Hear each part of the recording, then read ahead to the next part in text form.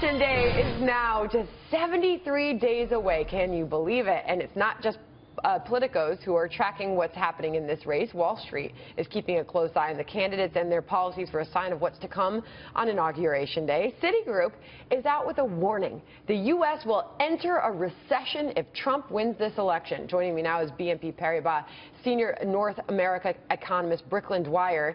Bricklin, you have your own election tracking research. What do you make of that call by Citigroup? Recession if Trump wins. Well, it seems a little dramatic. I think that Trump has laid out a plan which is certainly positive for the U.S. economy in the short term on paper. And then there's this huge uncertainty, which is, what is his trade policy going to look like? What is his... So who's got the better plan? Who's got the better plan? Well, nobody really knows. That's a bit of the problem. It's a lack of details and a lack of execution that we don't quite know yet. All right, so what is your research telling you at this point about this race? Well, clearly there's a lot more certainty with Hillary. You know where she stands and you know where her policies are going to go. You know her limitations. You know you're probably going to end up with a divided Congress. With Trump, you don't even know who's on his own side, who's going to play ball in terms of his policies, his tax policy, whether Paul Ryan's going to jump on board with his tax plan and get something through and make something happen. So there's a lot of uncertainty with the race. Obviously, the polls right now favoring Clinton quite favorably, but... So is it fair to say that Wall Street has priced in a Hillary Clinton victory? I'm not so sure about that. We haven't seen markets shift dramatically since the polls have shifted, and that would suggest something, that Wall Street has really failed to price in either candidate. They're really just uncertain on which impact is going to have the greatest impact. It's not clear how to play a Trump victory or a Hillary victory. Because, Jack, what we can lean on other than the polls here to see where support from Wall Street is coming and where predictions from Wall Street is coming is they have been funding Hillary Clinton's campaign much more than Donald Trump. Yeah, I would distinguish between those two issues, though. The market reflects the wisdom in the entire global market. So it's not whether, the top executives at Goldman give a little more money to Hillary than Trump. It's what investors literally all over the world pricing second to second, millisecond to millisecond, think is going to happen. And I would say that the assumption in the markets has basically been a Hillary victory because the whole world has found it hard to believe from day one that Trump would ever get as far as he's gotten. And I think that mindset continues. Right now, we haven't seen the polls backing it up. If that were to change dramatically, then the market might say, oh, maybe Trump will win. But I think up to this point, it has been assumed he would not. And so therefore, the conventional wisdom has a Hillary presidency, and that's what's priced in right now. All right, well, we can also look at this hard evidence, Bricklin. Trump also facing headwinds with well-known economists. A Wall Street Journal survey showing that none of the former members of the White House Council of Economic Advisors openly support the Republican nominee. How big of a concern is this? Concern for who? For Trump? Well, Trump and his supporters. Yeah, I don't think it's a big concern for Trump. Clearly he has his own economic advisors, only a few of which are actual economists. So I don't think he, gives economists like me that much credit. So I'm not sure that plays into account so much.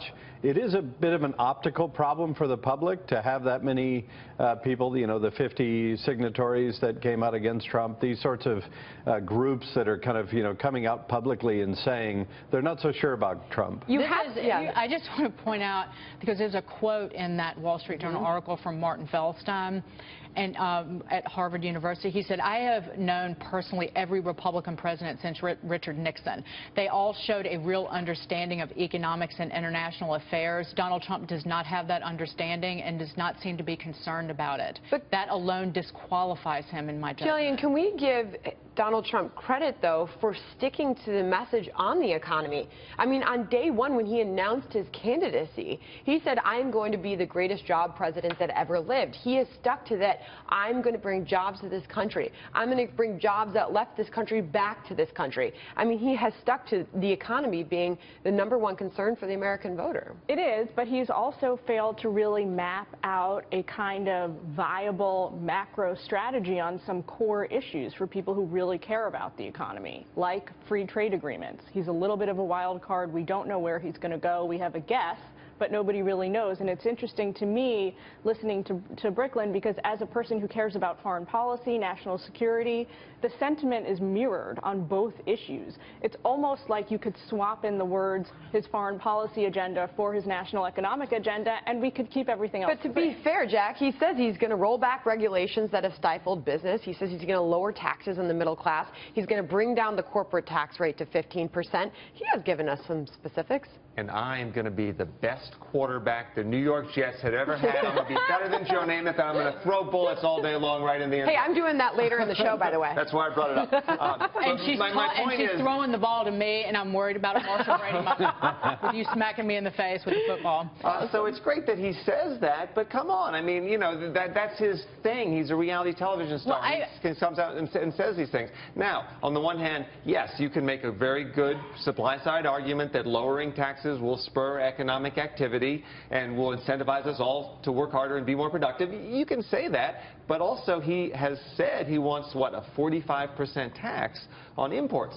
That makes everything a lot more expensive, you know, as well, let's talk about Marco Hillary Rubio Clinton's said. proposal. She wants more of what we've already had in the last eight years, where the economy hasn't even grown at a 3% rate. We have yet to reach that level during the Obama administration, and she wants better results with more of the same, which is the definition of insanity. She wants to completely muddle up the capital gains tax structure, taking mid-range rates back to where they were during the Jimmy Carter administration. So somebody look at her plan. I want to call out the 13 of the 20 Democrats who were on the White House Council of Economic Advisors who were openly supporting her, and ask them to explain how she's going to make the economy better. That was another interesting thing from this poll, is that the Democrats who nobody openly among the Democrats said that they actively did not support or were opposed to Hillary Clinton, whereas plenty of the Republicans did feel comfortable to say that about Trump. I think that kind of shows some Bricklin, disparity. before I let you go, Janet Yellen's talking a little bit later this morning.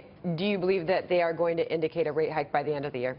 You know, her whole talk is about, you know, long-term policy, how rates are going to remain low for longer, tying into this conversation really, because the expectations from an economist's point of view is that we're in an economy that's not going to grow by a whole heck of a lot, no matter what kind of policy changes you make in the short term. Yeah. From her perspective, she's going to be talking about that, how monetary policy responds in an environment like that. But she'll also need to, if you're going to talk about how rates are going to be low for a long time and how the economy is going to be slower than most people think, you also got to give it something up front, and that's where she's got to talk about near-term policy. We think she'll set up the idea that things are actually pretty good right now. Job growth is really good, and we think she'll kind of ride that wave, deliver a rate hike in September. All right, good stuff. That happening later this morning from Jackson Hole. Ooh. Yeah. That's a big deal. It is a big deal. That's not the consensus. Absolutely. That's yeah. interesting. All right. Thank you so much, Bricklin, Dwyer, for Thanks. joining us this morning.